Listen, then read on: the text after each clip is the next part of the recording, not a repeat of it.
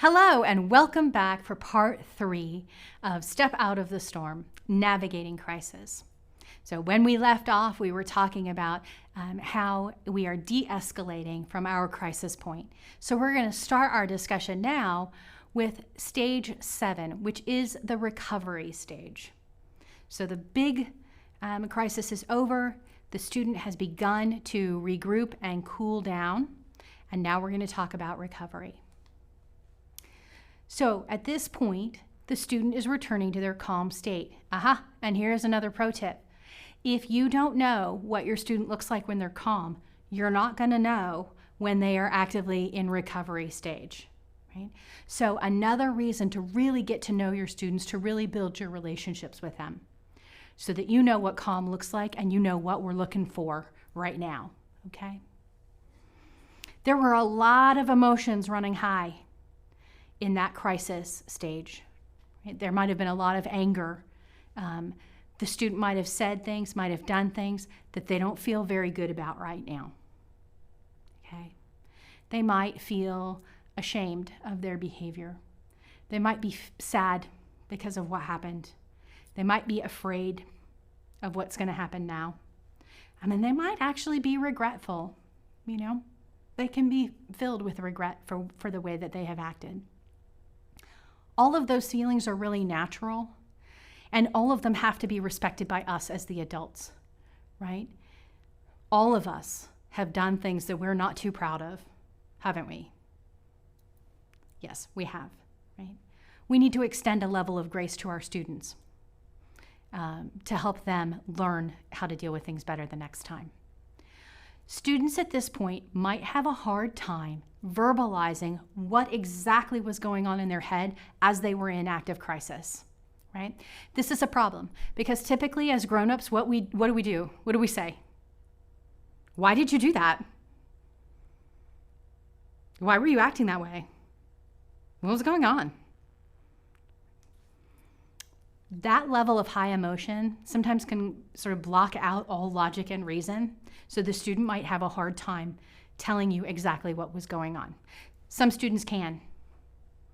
I will not negate that. Some students can look you in the eye and say, I didn't want to do that math. And it made me mad. You made me mad. You gave me the math test. I didn't want to do it. Fair enough, right? Particularly though, if you're working with students who have experienced crisis, if this behavior is related to a memory of trauma, they're really not going to be able to tell you about it. So oftentimes when we as people, not just students, when we as people re-experience some kind of trauma that we've had in the past, right? It's called being triggered. We throw the word around a lot. When something pops up in our present that makes us recall our traumatic past, right? We can instantly be transported back into that past, like no time has ever passed, like it is happening again right now, right? So that when the crisis is over, the student might not have any recollection of what's going on, right? They may not remember at all or be able to tell you at all what they were thinking, what they were feeling while they were escalated. So we need to be prepared for that, okay? And also, really try to avoid that question right off the bat. What were you thinking? If I'd have been thinking, I probably wouldn't have done it. So keep that in mind as you are conversing with a student, right? At this point, in order to support the student, we want to focus on debriefing, right? We want to work on problem solving, and then we want to get back to our regularly scheduled activity. Right? It's important that students come to school to learn, not to spend time in the principal's office, not to spend time in your calming area. They come to learn. So we need to process this with them, make sure they are ready to go back to class, and then go back to class, okay?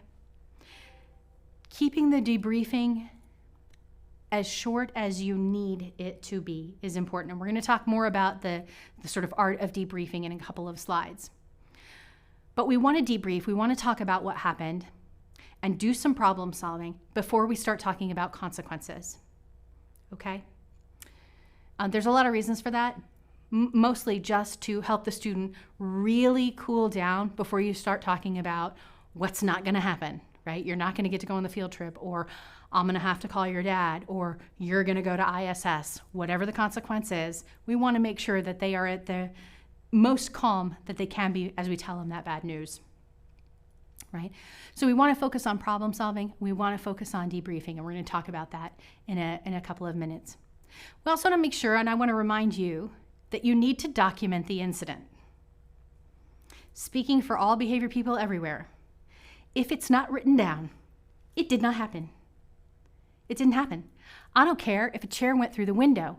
If you don't document it, it didn't happen, right? So make sure that you are writing down the events as they transpired, okay?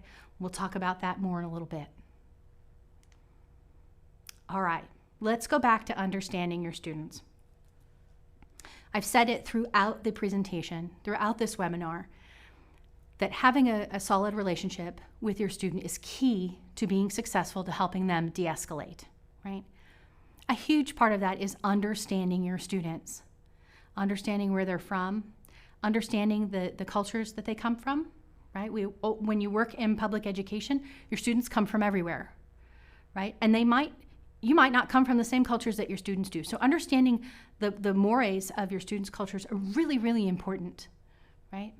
Understanding what calm looks like, what escalating looks like, what the triggers look like, right? Super important if you're going to continue to support your student. Are you still with me? Right? You have got to understand your student, where they're coming from, where they're headed. The better you understand them, the more you're going to be able to help them. One of the reasons you're going to be able to help them is that they're going to let you help them. The stronger the relationship with your student, the more they're going to let you help them. Right? This is the not so fun thing to talk about, but super important is for you to assess your environment. There's a lot of pretty classrooms out there, and I've been in them. I've been in a lot of pretty classrooms. But pretty classrooms can be full of weapons. We don't like to talk about it, and I get that. But just about anything can be used to harm another person if I'm mad, right? So think about in an elementary school classroom, beautiful caddies, colorful caddies that are filled with markers, with crayons, with colored pencils, with scissors, right? They're on every single table, aren't they? Right? Everybody knows where they are because we are all going to need our glue sticks and our scissors to do this next activity, whatever that is. You know I'm right about that. What happens when somebody gets upset and grabs a pair of those scissors? There's no glue stick that's going to help you, right? You need to be aware of what's going on in your environment. And I'm not saying take away all the pretty things. I'm saying be aware of where they are. Are there pets in the classroom? Do you have a fish tank? Have you ever seen a child tump a fish tank? It is not pretty, friends. It is not pretty. Do you have a hamster cage? What's going to happen to the hamster? Poor hamster. Right? You need to assess your environment. Where's the door and where are you standing? Right?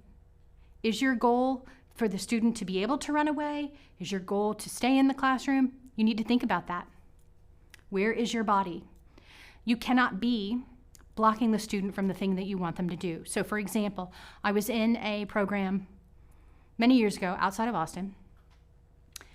There were probably 15 people in this tiny, tiny room trying to get this child to go over here and sit down. But standing between her and over here, probably 8 adults. So she couldn't have gone over there if she wanted to, right? So be aware of where you're asking the student to go, and are you blocking their way, right? Because then they're not going to be able to do that, right? So assess your environment, right? Where are the students all seated, right? If you have a runner in your classroom, where are they seated? Are they up in front by your desk? Are they in the back?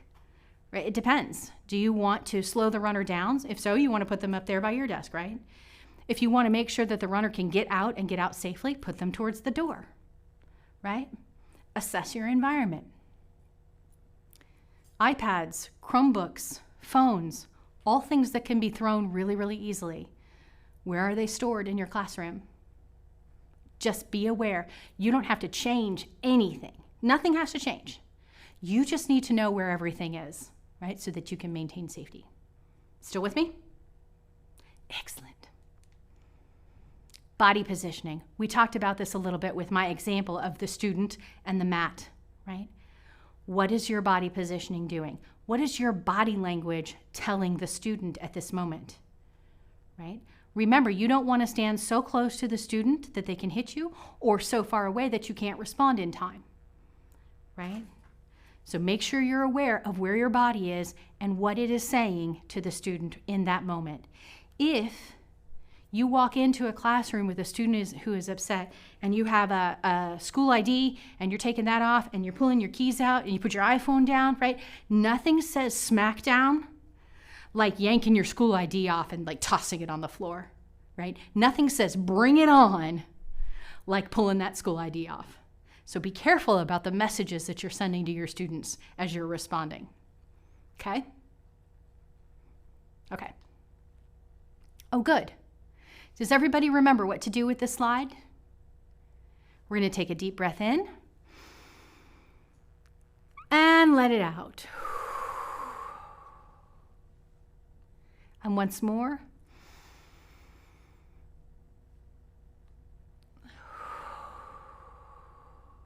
Do you remember why we do that?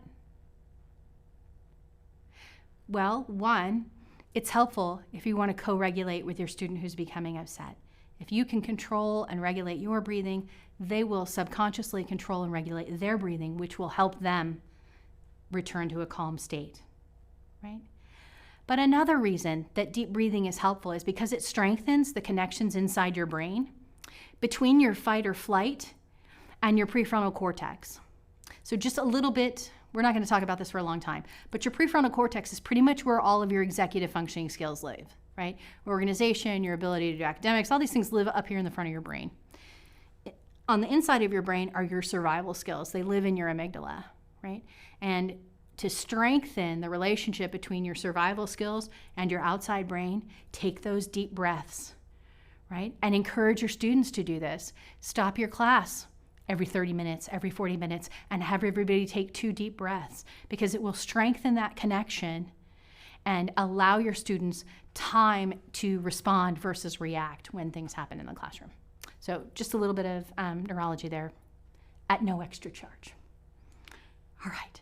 So I promised you a little bit on the art of debriefing. So let's do that. We've gotten back to calm pretty much, right? We're in the recovery. We need to talk about what happened. This takes a lot of patience on the part of the adult, and it takes a lot of self-regulation on the part of the adult, and also a healthy dose of self-awareness.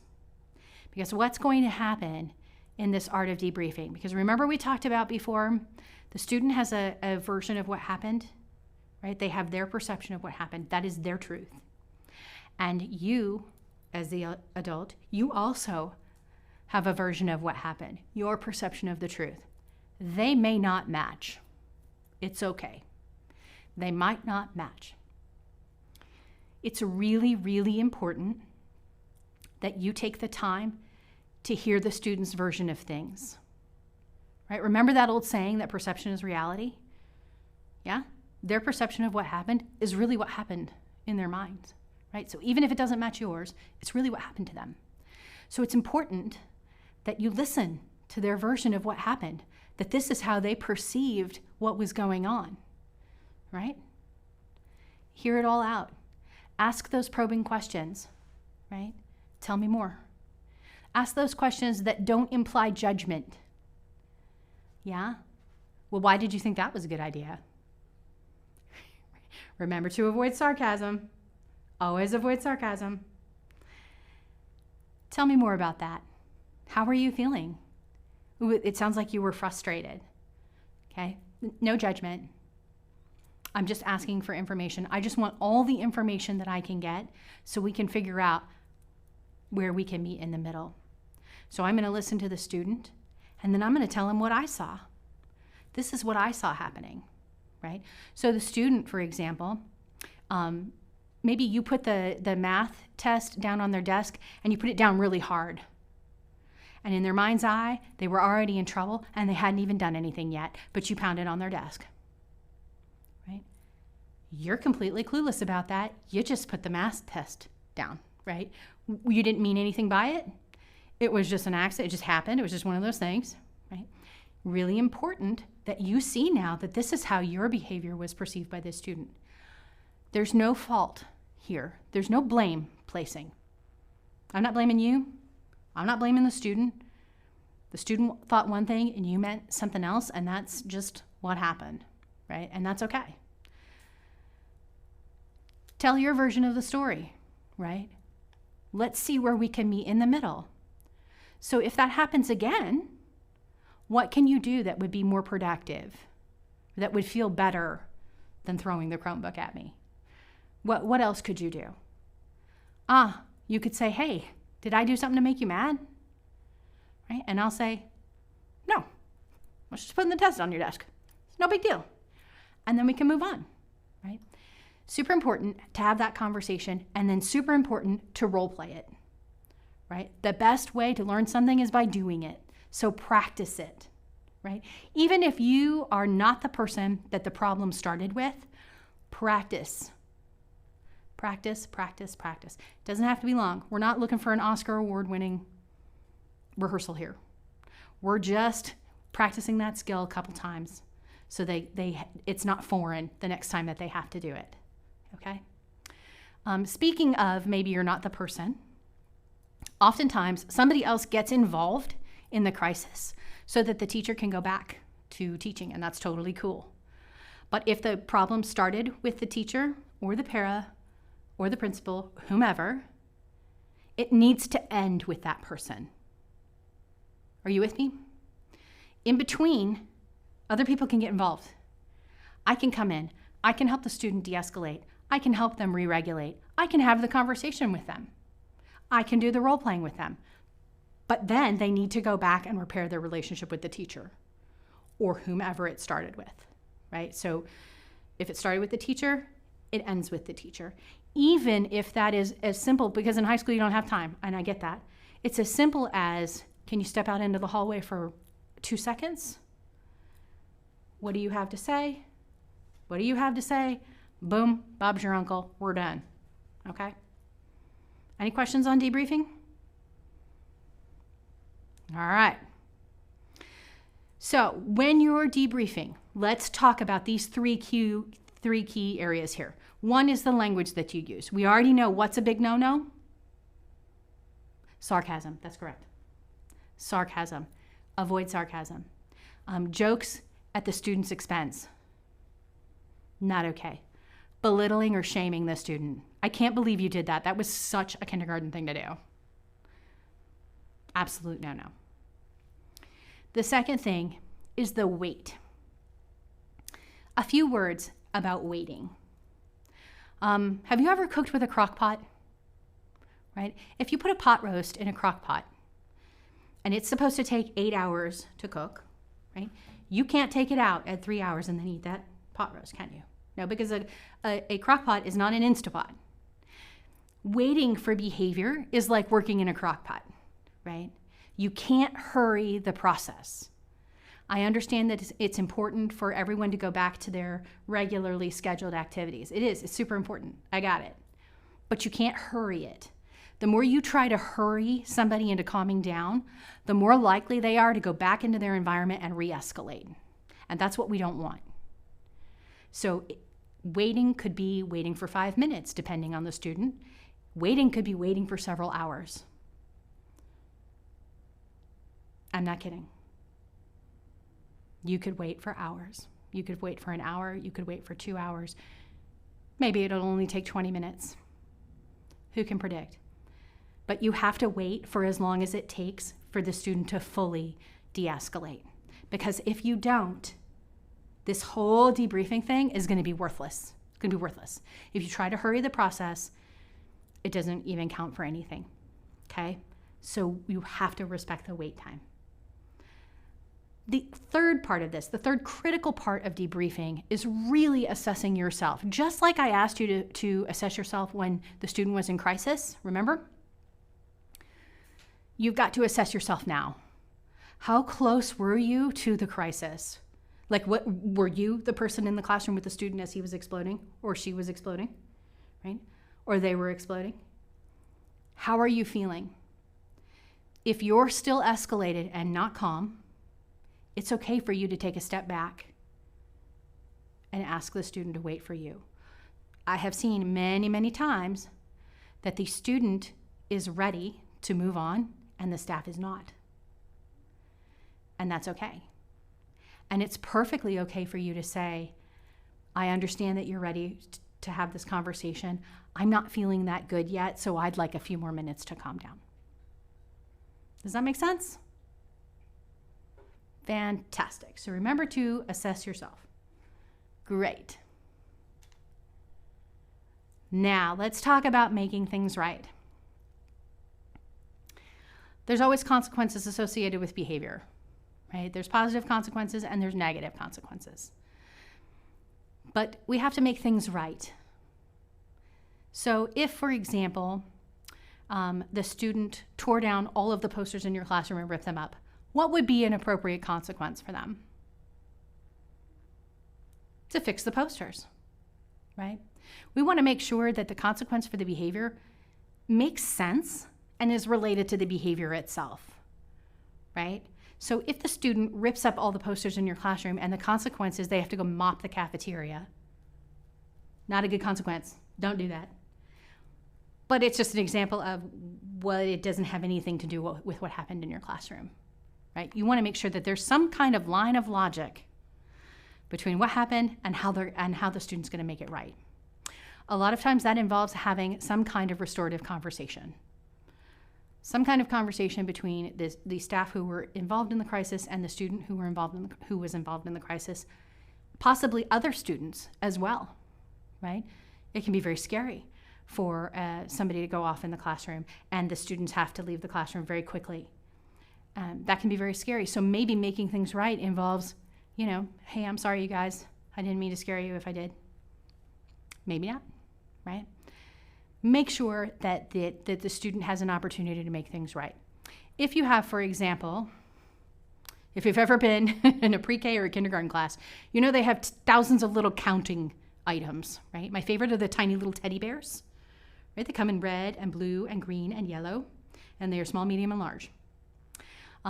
Doubtless, if somebody's going to go into a big aggressive fit in a classroom that has those tiny counting teddy bears, those teddy bears are going to be all over the classroom. Am I right? You know I'm right. You know you have seen that happen.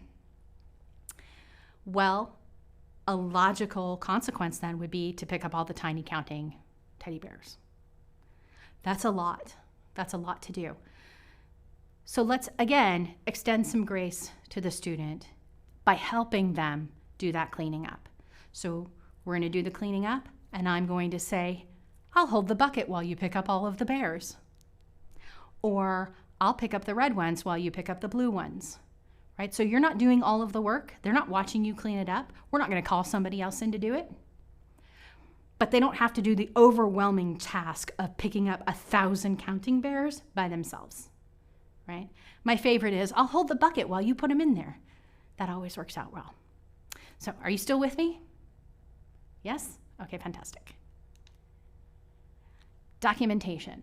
I mentioned earlier, if you don't document, it did not happen. It didn't happen. So you want to make sure that you are doing your documentation as close to the event as possible, but not while you're still upset. Because if you write this documentation while you're still upset, it'll be like etched into the paper with red pen, and it will just have anger written all over it, and that's not how you want your documentation to look, right? So give yourself an hour or two to calm down, maybe wait till the end of the school day, and then write down what happened in whatever form your school chooses to use. regardless of the form, there are some things that everybody wants to know. Who was involved, right? Who was the student? Who was the staff? Where did it happen? What happened, right? And how long did it last, right? These are the important things that people want to know. Make sure that you are documenting just the facts, right? We just want the facts. We don't want your opinion about what happened. I'd love to hear your opinion sometime else, but I don't want it on this official documentation. I've actually seen reports that say the kid had a bad attitude. That doesn't tell me what happened, and that's your opinion, right? You don't know, and you don't know what's going on inside the child's head. So just the facts, just what you saw happen. I handed out the math test, the student became upset, and this is what happened, right? Everybody with me on the documentation? Okay, fantastic. Now let's talk about returning to class. Remember that the student might be ashamed of how they behaved. They might be afraid of the consequences. They might be embarrassed by their behavior. So we need to make returning to class a non-issue.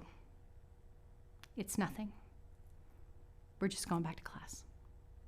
So again, no sarcasm, no belittling, no judging, no making fun of. Well, thank you very much for coming back to class. Are you ready to get started now? None of that. None of that. Allow the student to return to class with dignity and allow them to get right back into the activity wherever it was that they left off, right, without making a big deal out of it. Aside from really being respectful to the student, you also want to show your other students that it's okay to get mad and it's okay to behave the way that I'm going to behave. There will be consequences, and then I'll be welcomed back to the fold so that the behavior that happens doesn't separate this student from the community that's being created in your classroom, right? Other students are watching to see if I get mad, is she or he or they, are they going to treat me like that? Are they going to talk to me like that, right? We want to create a culture of understanding. So welcome that student back in and roll on. Any questions? Fantastic. Thank you so much for joining me for this webinar. It's been a pleasure to be with you.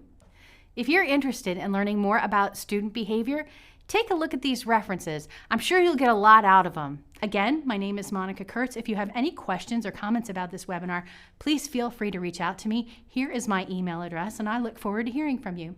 Have a great day.